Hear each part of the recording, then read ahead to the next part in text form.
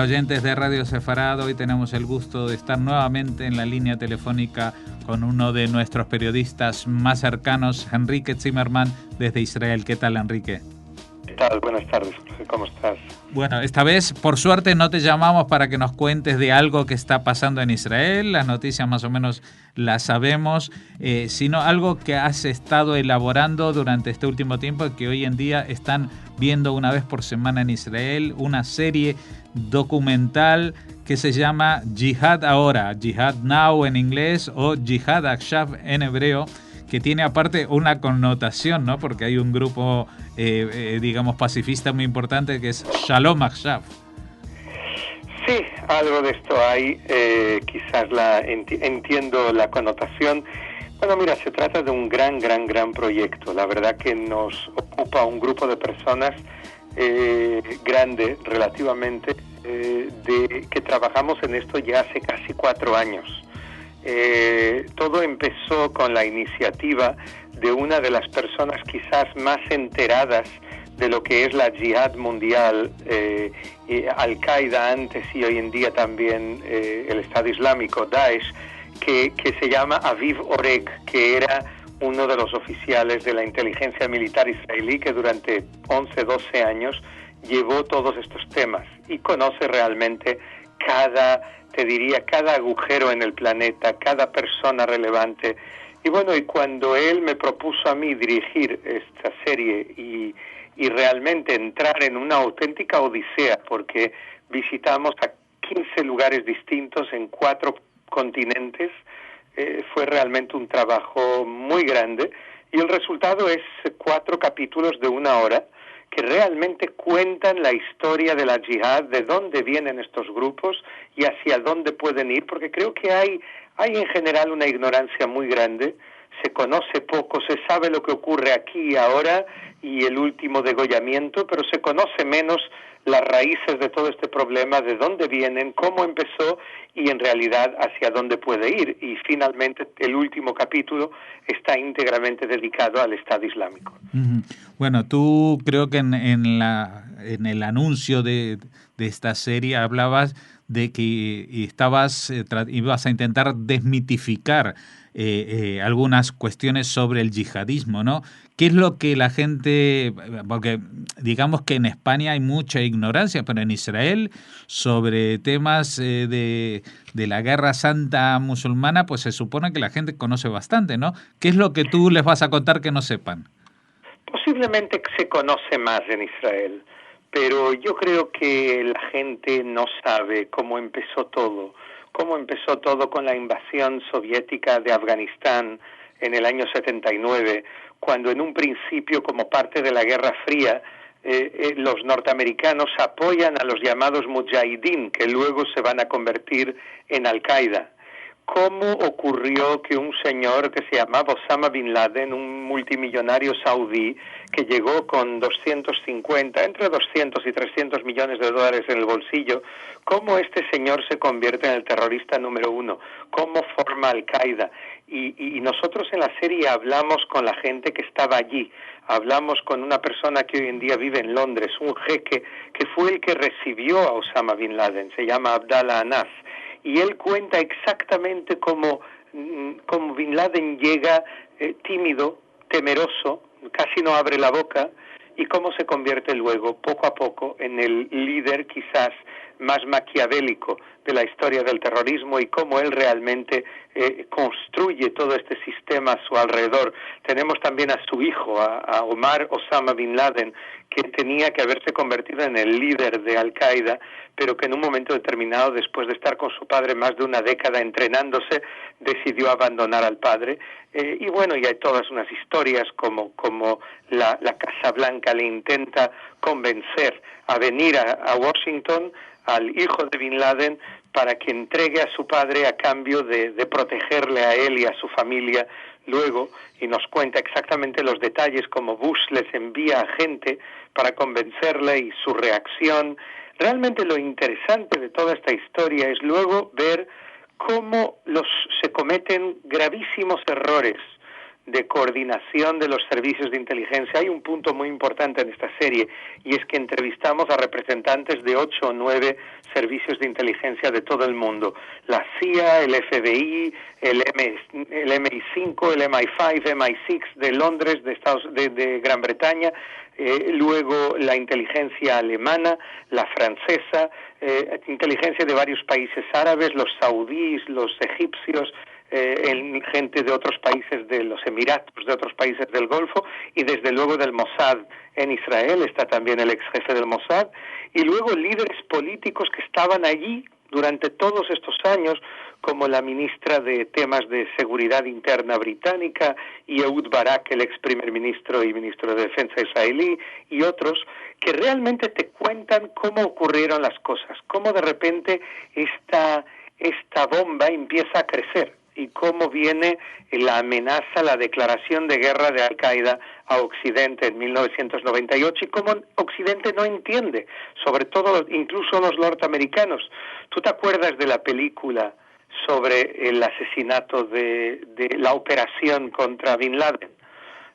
Hubo una película en Hollywood en la que hay un personaje que es un analista de la CIA, que en la película se llama Maya, pero que en realidad su nombre es Cindy Storer, que es la que todo el tiempo dice: Bin Laden es un problema, tenemos que perseguirle, y no le escuchan en la CIA, hasta que finalmente ella es la que le encuentra y hay la operación contra Bin Laden. Pues bien, nosotros tuvimos con el personaje real, que se llama Cindy Storer, que vive en un lugar muy discreto en la provincia de la zona de Washington, con 4 perros, y que sigue tan frustrada o más de lo que estaba en ese momento, porque ella cree que se cometieron gravísimos errores.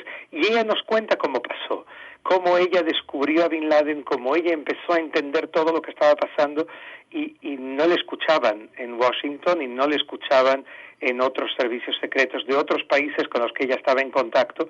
Y finalmente ocurrió lo que ocurrió el 11 de septiembre, que hubo momentos que se podría haber evitado, pero por errores de coordinación y otros, y yo creo también de lo que se llama creo yo, el estar secuestrados por el ser políticamente correctos.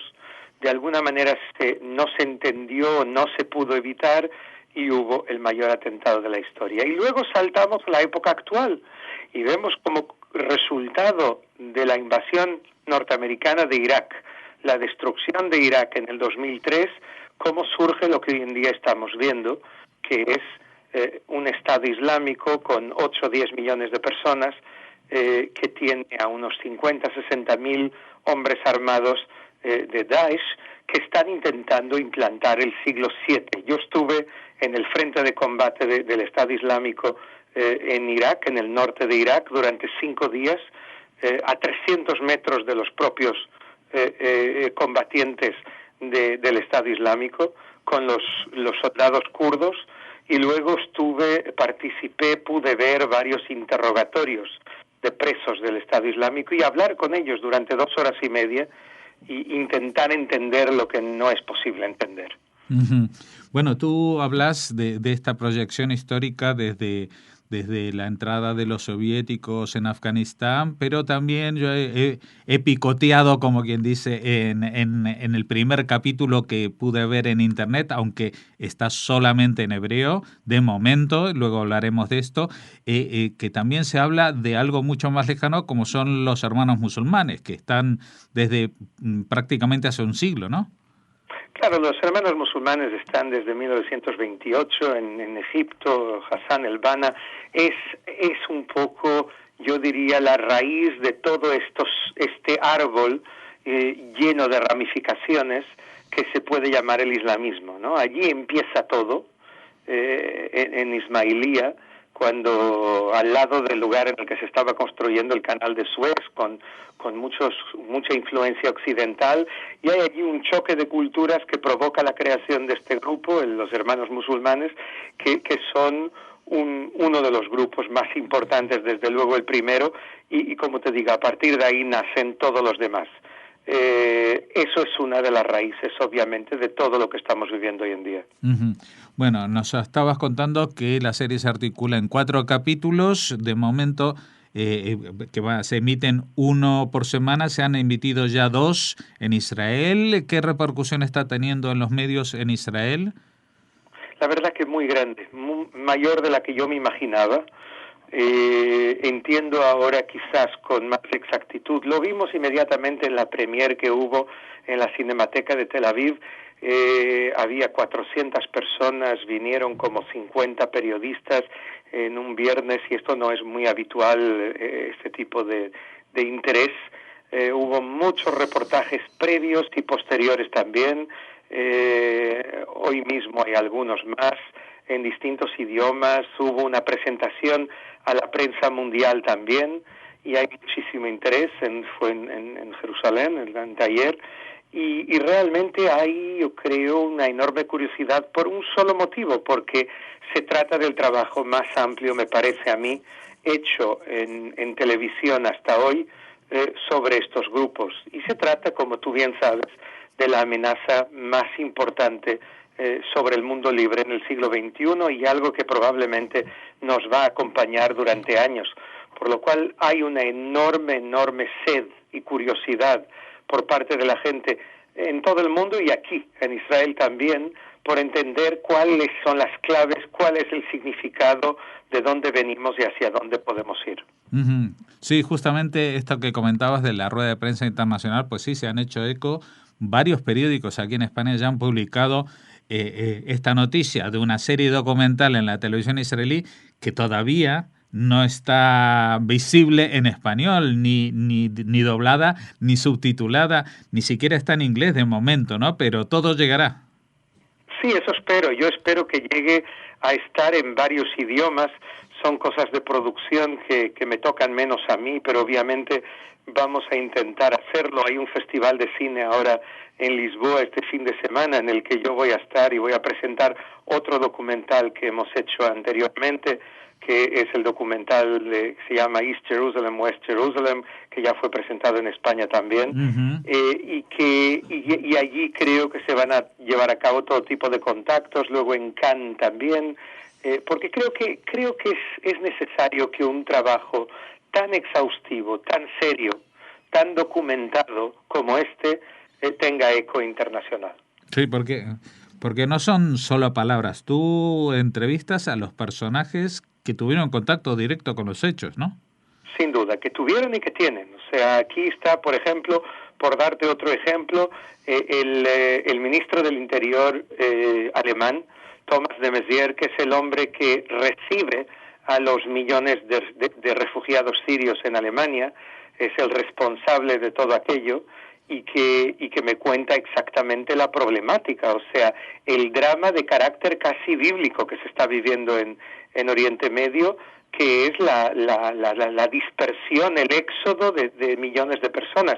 Tú piensas que hoy en día en Siria, por ejemplo, hay en los últimos 5 años 470.000 muertos, es la cifra que se baraja en este momento. Piensa que en todo el conflicto árabe-israelí, hablamos de menos de 70 años, no llega a los 100.000 si contamos con las dos partes y con todas las intifadas y con todas las víctimas.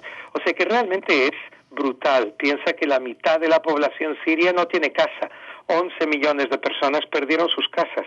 Además del número enorme de refugiados que hay, yo creo que se está degollando esos países porque toda la élite de esos países, la clase media, la clase alta, se está yendo. Y nosotros seguimos a los refugiados en distintos lugares, les seguimos en Turquía y en Grecia, les seguimos en Italia, les seguimos en Melilla y en Marruecos también, y vemos cómo intentan cruzar hacia Europa y de allí llegar a Alemania la gran parte. Ese es el gran sueño de todos, y como a los alemanes les es muy difícil enfrentarse con este fenómeno por un lado, pero por el otro, lo están haciendo y a regañadientes, porque ellos entienden los problemas que esto supone y ellos entienden que están dejando en Oriente Medio a los radicales y llevándose, por ejemplo, a todos los profesionales que hay aquí, todos los médicos, ingenieros, arquitectos, músicos, hombres de la cultura, profesores, o sea que realmente es degollar estos países. Ujú. Bueno, tú has dado un dato que yo no sé si es una errata o es que lo que estamos errados son todos los de la prensa que nos llega a nosotros, porque aquí en España cuando se habla de la guerra de Siria, se habla de 270.000 muertos. Tú has dicho 470.000. Tú sabes que yo sigo este tema muy de cerca y yo doy muchas conferencias sobre el tema y yo cito organizaciones de derechos humanos sirias con datos que han sido reconfirmados recientemente, muy recientemente, y yo creo que son mucho más realistas. Yo he estado en el campo de refugiados de Al-Zatari, que es el más grande que está al lado de la frontera jordana. He estado con organizaciones de derechos humanos sirias y hay una organización israelí que se llama Israel Flying Aid, que también mete en Siria continuamente médicos y enfermeras y payasos médicos y yo qué sé, todo, y llevan equipos, etcétera, y los datos que yo tengo y los datos más actualizados hablan de más de 450.000 muertos, y es cierto que las cifras oficiales parecen estar muy por debajo. Yo creo más en esta versión, creo que hay muchas fosas comunes. A nosotros nos desapareció un cámara con el que colaborábamos dentro de Siria y creemos que este cámara le pasó lo que pasó a muchos, y es que les mataron y nadie sabe dónde están, ni sus propias familias, pero de hecho están muertos y están enterrados en fosas comunes en distintos lugares de Siria. Hay que entender que todos estos lugares son hoy por hoy zonas de desastre total. Hay ciudades y aldeas que fueron borradas del mapa totalmente en la zona de Siria y en la zona de Irak. De hecho, hay, diría yo, hoy por hoy, 5 países que han sido desmantelados: Siria, Irak, Yemen, Libia y Somalia, y hay que tomar eso en cuenta cuando hablamos del nuevo Oriente Medio. Uh-huh. Bueno, la serie se llama Yihad Hoy o Yihad Ahora, y el tema es cómo va a ser la yihad mañana. ¿Podemos hacer algo para frenar a la yihad? Hemos visto recientemente que la acción de apoyo de Rusia a Siria parece haber sido determinante, por lo menos en el frente de los opositores. No sabemos si en el frente del Daesh, pero sí en el de los grupos opositores más pacíficos. Pero parece como que los bombardeos aéreos de Estados Unidos y de la coalición internacional, por ejemplo, en territorio iraquí, pues yo leo las cifras y dicen, después de 10 días de bombardeos han muerto 50 combatientes. Es que eso me parece que así no se va a conseguir mucho, ¿no? No, no se va a conseguir mucho. De hecho, te diré que yo he tenido acceso a materiales filmados por el ejército de Estados Unidos, no difundidos, pero que yo lo conseguí a través del ejército kurdo, los Peshmerga, y vi cómo realmente tienen lugar estos bombardeos norteamericanos. O sea, estamos hablando de drones, de aviones sin piloto que están siendo manejados a 12.000 kilómetros de distancia desde Texas, desde Nevada, como un juego de vídeo en realidad, y que van atacando distintas bases del Estado Islámico en toda la zona controlada por Daesh. Ahora, de hecho hay ese tipo de ataques, a veces hay ataques de helicópteros de combate, a veces aquí y allí algún avión también, a veces hay otros países que participan, los británicos, los jordanos, etcétera, los emiratos, a veces, pero de hecho, como me dicen los kurdos en la serie, sin boots on the ground, sin botas sobre el terreno, no será posible doblegar al Estado Islámico. Ehud Barak lo decía muy claro. Él me decía, él que es el militar más condecorado de la historia de Israel y que de temas militares entiende, me decía, de hecho, si hay una decisión de acabar militarmente con el Estado Islámico, se puede hacer en varias semanas. Uh-huh. En pocas semanas, él decía, con unidades de tanques y de aviones turcas, basta. Se puede acabar con estos 50, 60.000 hombres del Estado Islámico desde el punto de vista militar. Pero yo creo que una de las conclusiones que sale de esta serie, y que para mí es una de las más importantes, es que, uno, es muy importante doblegar militarmente a Daesh. 60 países que hay en la coalición pueden hacer mucho mejor de lo que están haciendo en este momento. Pero no basta doblegarle militarmente.